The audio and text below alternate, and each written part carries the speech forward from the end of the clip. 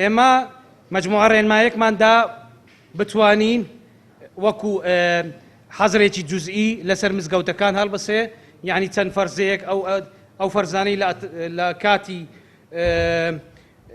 حاضر نییە بتوانین بیکەین. بەڵام وەڵامی دائیرەی سەحا ئەوە بوو هەتا ئێستا نەیانتوانیوە تەقییمی مەوقفی نهایی شاری کەرکووک بکرێ لە مەسەلەی ئەو وەباە.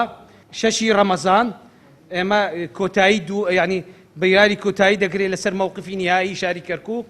ئیمڕۆ قۆناغێکی زۆر چاک بڕاوە لە مەسەلەی تەوعیە و ڕێقابە و مەسەلەی دژایەتی ئەو ینی شەڕکردن لەگەر ئەو ڤایرۆسە.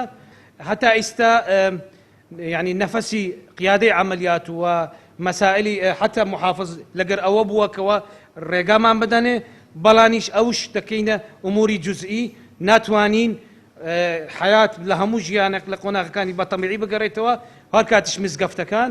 فشەشی ڕەمەزان شەش ڕۆژەکەی ئەوەلی هەر لەسەر ڕێنمایی قەدیم و ڕێنمایەکانی ئەوی دەرمان کرد، بەڵام پاش شەشی مانگ مووقفی کۆتایی دەردەچیتن شەشی ڕەمەزان عەفوان کەوا ئیمکانیەتمان هەیە ئەو کاتەش جوزئی، چونکە ئەمە ڕەمەزان تەقسیمی 4 قۆناغە کرێ، هەفتەی ئەوەلی، هەفتەی دووەمین و هەفتەی سێیەمین حتا هەفتەی چوارمین. ئینشاءڵڵا موژدەیەکی خۆشیە، بەلکەت ئینشاءڵڵا بتوانین لە هەفتەی چوارمین نوێژی جێژن لە مزگەوتەکانمان بکەین.